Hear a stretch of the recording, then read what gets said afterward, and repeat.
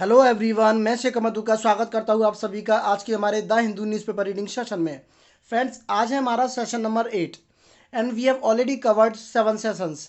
7 sessions हमने complete कर लिए हैं। आई होप कि आपने पिछले सभी सेशंस पढ़ लिए होंगे, समझ लिए होंगे और उनके नोट्स भी बनाए होंगे और सारी जो वोकेबलरीज है, सारे जो वर्ड्स है आपने लिख लिए होंगे। फ्रेंड्स, ऐसा जो भी लोग कर रहे हैं, जो हमारे चैनल पर द हिंदू न्यूज़पेपर के जो आर्टिकल्स है उसकी जो सीरीज़ है साथ ही साथ देख रहे हैं, उनके नोट्स भी बना रहे हैं, तो मैं उनसे चाहूँगा कि वो मुझे कमेंट बॉक्स में ज़रूर कमेंट करके बताएं कि वो आखिर नोट्स बना रहे हैं कि नहीं बना रहे हैं, या फिर उनको कुछ बेनिफिट हो रहा है या नहीं हो रहा है। ठीक है फ्रेंड्स, तो चलते हैं आगे और शुरू करते हैं आज के सेशन को। आज का जो सेशन है, आज का जो आर्टिकल है वो भी बहुत ज़्यादा इम्पोर्टेंट है, तो इसलिए आप वीडियो को बिल्कुल भी स्किप ना करें और लास्ट तक वीडियो को देखते रहें। आइए फ्रेंड्स, शुरू करते हैं आज का सेशन। गाइस, सबसे पहले हम पढ़ते हैं इसकी हेडलाइन को। हेडलाइन में क्या दिया हुआ है? Man killed in presence of daughter. Man killed, यहाँ पर ये पैसिव की बात की जा रही है। मैन किल्ड यानी आदमी को मारा गया। इन प्रेजेंस, यहाँ पर आप देख सकते हो, इन प्रेजेंस यहाँ पर एक फ्रेज का यूज़ किया गया है। इन प्रेजेंस का मतलब होता है कि उपस्थिति में। जैसे अगर मैं कहना चाहूँ मेरी उपस्थिति में, तो आप कह सकते हो इन माय प्रेजेंस, तुम्हारी उपस्थिति में, इन योर प्रेजेंस। ठीक है फ्रेंड्स, तो man killed in presence of daughter यानी कि डॉटर की उपस्थिति में एक आदमी को मार दिया गया। ठीक है फ्रेंड्स, तो ये आज की हेडिंग है। बढ़ते आगे और समझते हैं पूरे मैटर को। अ 37-year-old person, a videographer by profession, यानी कि एक 37 ईयर का ओल्ड जो पर्सन है, एक 37 साल का जो पर्सन है, जो प्रोफेशन से एक वीडियोग्राफर है। अ 37-year-old person, a videographer by profession. तो आप इस बाय प्रोफेशन को नोट कर सकते हैं। इसके सारे आप कई सेंटेंसेस और बना सकते हैं। जैसे अगर मुझे कहना है कि मैं प्रोफेशन से टीचर हूँ, तो आप कैसे कहेंगे? I am a teacher by profession. वह प्रोफेशन से डॉक्टर है, तो he is a doctor by profession. तो इस तरीके से आप इसका यूज़ सेंटेंसेस में कर सकते हैं। आइए समझते हैं। अ 37-year-old person, a videographer by profession, यानी कि एक 37 साल का जो आदमी था, जो कि प्रोफेशन से एक वीडियोग्राफर था। आगे उसके लिए दिया है वॉज स्टैब्ड टू डेथ। यहाँ पर एक वर्ड हमें मिल जाता है स्टैब। गैस, स्टैब का मतलब होता है छुरा भोंकना, छुरा मारना। आपने देखा होगा कि किसी की छुरा मार करके हत्या कर दी जाती है, तो इस पूरे फ्रेज का हम यूज़ करते हैं स्टैब्ड टू डेथ, यानी कि छुरा मार करके हत्या कर देना। कभी कभी हम हैंग्ड टू डेथ ऐसे भी यूज़ करते हैं। तो हैंग्ड का मतलब लटकाना, टू डेथ यानी कि मृत्यु तक, यानी कि हैंग्ड टू डेथ का मतलब होता है फांसी देना। ठीक है फ्रेंड्स, और स्टैब्ड टू डेथ मतलब छुरे से मारना। तो यहाँ पर एक 37 साल के पर्सन की बात की जा रही है जो प्रोफेशन से वीडियोग्राफर था। वॉज स्टैब्ड, छुरा मार करके उसकी हत्या कर दी। Was stabbed to death allegedly. Allegedly की चर्चा हम पहले वीडियो में कर चुके हैं। बहुत सारी वीडियोस हैं हमारी, उनमें इस वर्ड की चर्चा की गई है। फिर भी मैं आपको बता देता हूँ, एलिजडली का मतलब होता है कथित तौर पे। इसको हम रिपोर्टेडली भी कहते हैं। अब इस वर्ड का न्यूज़पेपर में अक्सर जिक्र हमें मिलता है, क्योंकि न्यूज़पेपर जो एजेंसियां हैं उनके पास में पक्के सबूत नहीं होते, तो जैसी उनके पास में रिपोर्ट मिलती है वैसा वो न्यूज़पेपर में छाप देते हैं। तो एलिजडली का मतलब होता है कथित तौर पर। ठीक है फ्रेंड्स, तो एक 37 साल का जो पर्सन था, जो वीडियोग्राफर था प्रोफेशन से, वॉज स्टेप्ड टू डेथ, उसकी हत्या कर दी चाकू मार करके, एलिजडली बाई 3 मैन, यानी कि आरोपित तौर पे आरोप ऐसा लगाया कि 3 लोगों ने उसकी हत्या कर दी। आउटसाइड हिज हाउस, उसके घर के बाहर, यानी कि जो पर्सन मरा है उसके घर के बाहर ही 3 लोगों द्वारा उसकी हत्या कर दी। In presence of his daughter, उसकी बेटी के सामने ही, उसकी बेटी की उपस्थिति में ही उसकी हत्या कर दी गई। इन आउटर, यानी कि एक बाहरी क्षेत्र, इन आउटर दहलीज, दिल्ली का एक इलाका है, एक दिल्ली का बाहरी एक इलाका है जिसका नाम है अमन विहार। तो वहाँ पर ये हत्या कर दी गई ऑन थर्सडे, थर्सडे को यहाँ पर नाइट भी दिया है, ऑन थर्सडे नाइट, यानी कि थर्सडे नाइट को अमन विहार में, जो दिल्ली का एक एरिया है, वहाँ पर एक बेटी की उपस्थिति में ही एक पर्सन की हत्या कर दी गई। आरोप ऐसा लगा है कि 3 लोगों के द्वारा उसकी हत्या की गई। ठीक है friends, the police said on Saturday, और ये बात किसने बताई है? पुलिस ने बताई है सैटरडे को, यानी कि थर्सडे को ये हत्या की गई और पुलिस ने बताया है सैटरडे को। आगे बढ़ते हैं, आगे क्या कहा जा रहा है फ्रेंड्स, पढ़ते हैं। A senior officer, a senior police officer, एक जो सीनियर पुलिस ऑफिसर है, सेड, उन्होंने कहा, दैट, कि द विक्टिम, यहाँ पर हमें एक वर्ड और मिल जाता है जो आपको नोट करना है, विक्टिम। गाइस विक्टिम हम उसको बोलते हैं जिसके साथ में कुछ दुर्घटना हुई होती है, यानी कि यहाँ पर ये जो शख्स मरे हैं हम उनको विक्टिम कहेंगे, जो पीड़ित हैं।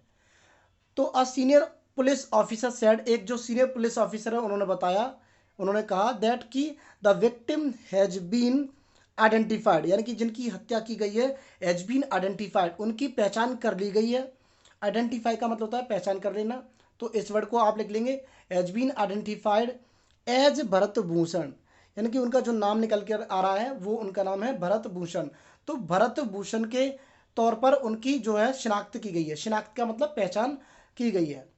अ रेजिडेंट ऑफ किरण विहार, जो निवासी हैं, रेजिडेंट का मतलब होता है गाइस निवासी। अ रेजिडेंट ऑफ किरण विहार, जो निवासी हैं किरण विहार के। आगे बढ़ते हैं, हु लिव्ड, जो रहते थे, विद हिज फैमिली, अपने परिवार के साथ, on first floor, first floor पर वो रहते थे, and ran his studio on the ground floor, और ग्राउंड फ्लोर पर वो अपनी स्टूडियो चलाया करते थे। यहाँ पर एक वर्ब आपको दिख रही होगी, रैन। तो यहाँ पर वैसे तो रन का मतलब नॉर्मली दौड़ने से होता है, लेकिन यहाँ पर जैसे कोई बिजनेस चलाना, किसी शॉप को चलाना, ठीक है, यहाँ पर स्टूडियो चलाने की बात कर रही है, तो रैन का मतलब होता है चलाना। ठीक है फ्रेंड्स, तो यहाँ पर कहा जा रहा है कि एक इंसान जो रहा करते थे, मतलब जिनकी हत्या हुई है, वो रहा करते थे अपने परिवार के साथ फर्स्ट फ्लोर पे, sorry, who lived with his family on first floor, जी हाँ, फर्स्ट फ्लोर पर वो रहा करते थे, and ran his studio on the ground floor, और ग्राउंड फ्लोर पर वो अपना स्टूडियो चलाया करते थे। तो ये पूरा मामला धीरे धीरे बढ़ता हुआ जा रहा है। आगे समझ लेते हैं। द पुलिस सेड, यानी कि पुलिस ने कहा, दैट कि ऑन थर्सडे नाइट, यानी कि थर्सडे नाइट को, समवन कॉल्ड भरत भूषण, यानी कि किसी ने बुलाया था भरत भूषण को, someone called Bhushan, who stepped out, यहाँ पर एक वर्ड और एक यहाँ पर फ्रेजल वर्ब हमें मिल जाती है, स्टेप आउट। स्टेप आउट का मतलब होता है घर से कदम निकालना, घर से बाहर की ओर चलना, घर से बाहर की तरफ कदम निकालना। तो थर्सडे नाइट को क्या हुआ था, ये पुलिस का कहना है कि समवन कॉल्ड भूषण, यानी कि किसी ने भूषण को आवाज़ दी थी, किसी ने भूषण को बुलाया था। हु स्टेप्ड आउट, अब ये जो हु है ना गाइस, इसको हम बोलते हैं रिलेटिव प्रोनाउन, जो अपने पास वाले नाउन के लिए आता है। तो यहाँ पर जो हु है वो भूषण के लिए आ रहा है, और जो मतलब किसी ने भूषण को आवाज़ दी थी, और जो हु है वो किन के लिए आ रहा है, भूषण के लिए। हु स्टेप्ड आउट, जो निकल करके आए, ऑफ द हाउस, यानी कि अपने घर से बाहर निकल करके आए थे। कौन निकल कर आए थे, Bhushan. Who stepped out of the house, जो घर से बाहर निकल के आए थे, and his daughter followed him, और फिर क्या हुआ, उनकी जो बेटी थी उसने उनका पीछा किया, यानी कि जो भूषण थे उनका पीछा किया। The man started a discussion, फिर क्या हुआ, जिस आदमी ने चर्चा मतलब जिस आदमी ने उनको बुलाया था, उसने स्टार्ट कर दिया एक डिस्कशन विद भूषण, भूषण के साथ। आफ्टर विच, आफ्टर विच का मतलब होता है जिसके बाद, after which two more man joined, अब उसके बाद में क्या हुआ, 2 लोग और आ गए, और 2 लोग उस डिस्कशन में शामिल हो गए। उन दोनों आदमियों ने ज्वाइन कर लिया उस डिस्कशन को। आगे बढ़ते हैं, आगे क्या दिया है फ्रेंड, पढ़ते हैं। एन आर्ग्यूमेंट, एक जो आर्ग्यूमेंट, एक जो बहस टाइप की होती है, एक थोड़ा जो क्वेरल होता है बातों बातों में, उसको हम आर्ग्यूमेंट बोलते हैं। An argument broke out, broke out का मतलब होता है, इसकी फर्स्ट फॉर्म होती है ब्रेकआउट, आप लिख सकते हो ब्रेकआउट। ब्रेकआउट का हम यूज़ करते हैं गाइस छिड़ने के सेंस में, कोई भी चीज़ अचानक से शुरू हो जाती है, आग लग जाती है, आग अचानक से शुरू हो जाती है, कोई बीमारी है जैसे कोविड-19 है, ब्रेकआउट हो गया। ठीक है फ्रेंड्स, और जैसे कोई झगड़ा है वो अचानक से शुरू हो गया, तो उसके लिए हम ब्रेकआउट का यूज़ करते हैं। इसकी सेकंड फॉर्म यहाँ पर दी है ब्रोक आउट, इसकी थर्ड फॉर्म होती है ब्रोकन आउट। तो आगे बढ़ते हैं और समझते हैं। एन आर्ग्यूमेंट ब्रोक आउट, तो एक बहस छिड़ गई, एक जो बहस है वो शुरू हो गई। And one of the man, और जो तीन आदमी थे उनमें से एक ने स्टैब्ड भूषण, क्या किया, चाकू मार दिया भूषण को। एंड दे फ्लैड, एक यहाँ पर एक वर्ब और हमें मिल जाती है फ्लैड। फ्लैड एक सेकंड फॉर्म है जिसकी फर्स्ट फॉर्म होती है गाइस फ्ली। फ्ली का मतलब होता है भाग जाना, और फ्ली की जो सेकंड फॉर्म है वो होती है फ्लैड, थर्ड फॉर्म भी इसकी फ्लैड होती है। तो क्या हुआ कि एक आर्गुमेंट शुरू हुआ और उसके बाद में उन जो तीन लोग थे उनमें से एक ने भूषण को चाकू मार दिया एंड दे फ्लैड, और फिर वो भाग गए। आगे क्या दिया है, आगे पढ़ते हैं। The daughter alerted the family. अब अलर्ट का मतलब होता है सूचित करना, यानी कि कोई जो दुर्घटना हुई है उसको बताना। The daughter alerted the family, फिर क्या हुआ, जो बेटी थी उसने अलर्ट किया, फैमिली को बताया। आफ्टर विच, अब आफ्टर विच यानी कि फिर उसके बाद द विक्टिम, विक्टिम मैं आपको पहले ही बता चुका हूँ, विक्टिम जिसके साथ में कोई दुर्घटना होती है हम उसको ही बोलते हैं, जो पीड़ित होता है। After which the victim was rushed to a hospital. Rush का मतलब होता है गाइस जल्दी से कहीं जाना, भागते हुए जाना, एक हड़बड़ी में हम कहीं जाते हैं। यहाँ पर पैसिव में सेंटेंस है द विक्टिम वॉज रश्ड, यानी कि विक्टिम को ले जा गया टू अ हॉस्पिटल, जल्दी से उस विक्टिम को हॉस्पिटल में ले जाया गया। वेयर, जहाँ पर he was declared brought dead, जहाँ पर उनको डिक्लेयर कर दिया गया, घोषित कर दिया गया ब्रॉट डेड, यानी कि ऐसा घोषित कर दिया गया कि वो मरे हुए हॉस्पिटल में लाए गए। ठीक है फ्रेंड्स, यानी कि वो रास्ते में ही मर गए थे, ऐसा वहाँ के जो हॉस्पिटल है उस स्टाफ ने कह दिया कि ही इज़ डेड। तो वहाँ पर मतलब डिक्लेयर कर दिया हॉस्पिटल में कि he was declared brought dead, वहाँ पर मतलब उनको मरा हुआ लाया गया। आगे बढ़ते हैं। तो इस वर्ड को आप लिख लेना, यहाँ पर जो मैंने बताया अभी, रश, रश का मतलब जल्दी से कहीं जाना या फिर किसी को ले जाना, अगर पैसे में आप यूज़ कर रहे हो तो। आगे बढ़ते हैं।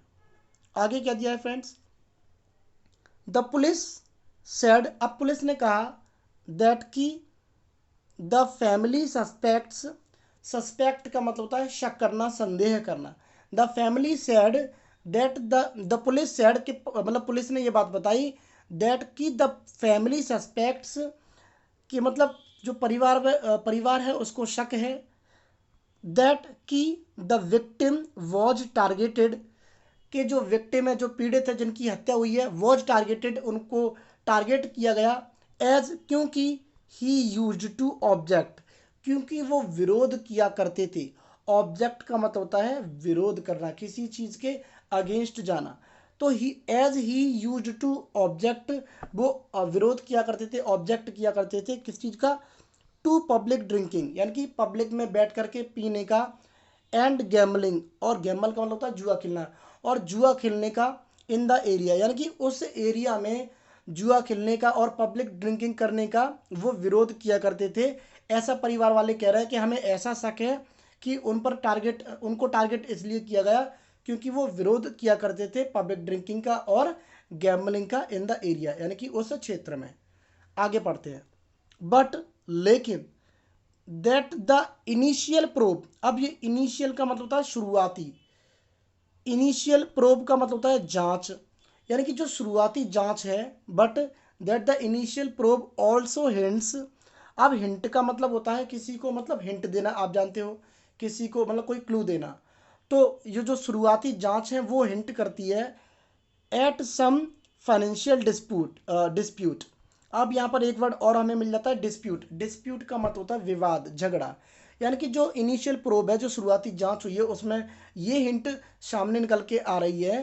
एट सम के मतलब कुछ हद तक, फाइनेंशियल यानी कि जो मतलब पैसे का, फाइनेंशियल का मतलब होता है पैसे से जुड़ा हुआ, डिस्प्यूट मतलब विवाद, यानी कि पैसे से जुड़ा हुआ मामला था, विवाद था, ऐसा उस इनिशियल प्रोब में निकल करके आ रहा है। आगे बढ़ते हैं।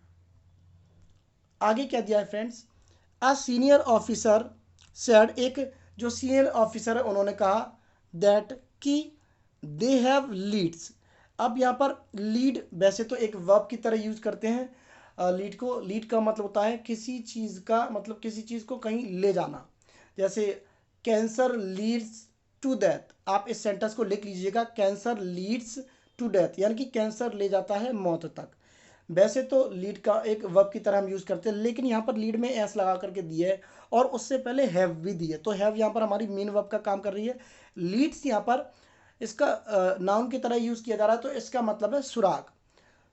अब सीनियर जो ऑफिसर उन्होंने कहा कि दे हैव लीड्स, उनके पास सुराग है, ऑन सस्पेक्ट्स, संदिग्धों पर, यानी कि जो सस्पेक्ट्स हैं उनके खिलाफ उनके पास में सबूत है, सुराग है। एंड रेट्स, आपको पता है रेट्स का मतलब छापा, किसी तरीके का जो छापा, जैसे कोई क्रिमिनल है जो अपराध करके छुप जाता है तो पुलिस क्या करती है, उसके घर पर छापा मारती है उसको बिना बताए। On suspect and raids are being conducted, तो रेट्स आर बीइंग कंडक्टेड मतलब रेट्स मारी जा रही है, रेट्स की जा रही हैं। कंडक्ट का मतलब होता है किसी चीज़ को होल्ड करना, किसी चीज़ को अप्लाई करना, किसी चीज़ को करना या रखना। तो मतलब जो रेट्स है वो की जा रही हैं टू नैब देम, उनको पकड़ने के लिए। यहाँ पर एक वर्ड हमें और मिल जाता है नैब। नैब का मतलब होता है टू अरेस्ट, अरेस्ट करना या फिर टू कैच, पकड़ना। तो उनको पकड़ने के लिए रेट्स भी की जा रही हैं। तो ठीक है फ्रेंड, तो ये था आज का हमारा आर्टिकल। काफ़ी कुछ हमें इस आर्टिकल में से सीखने को मिला है। आई होप कि आपको इसमें से बहुत सारे वर्ड्स सीखने को मिले होंगे, और जो भी वर्ड्स मैंने आपको कराए हैं आप उन वर्ड्स को सभी को लिख लीजिएगा, नोट्स उनके बना लीजिएगा, तभी आपको फ़ायदा मिलेगा। नहीं तो गाइज आप एक मतलब 2-4 मिनट के लिए वीडियो देख लो तो वो सिर्फ फॉर्मेलिटीज़ होती हैं, वो एक सिंसियर स्टूडेंट की पहचान नहीं होती। तो मैं आपको सजेस्ट करूँगा कि आप, अगर आपने रजिस्टर नहीं बनाया है, आपने एक नोटबुक नहीं बनाई है, आप फ़ौरन एक नोटबुक खरीद लें, या फिर अगर आपके पास में हो तो उसमें आप लिखना शुरू कर दें। ठीक है फ्रेंड्स, तो मिलेंगे अगली वीडियो में। Till then take care and bye and Jai Hind.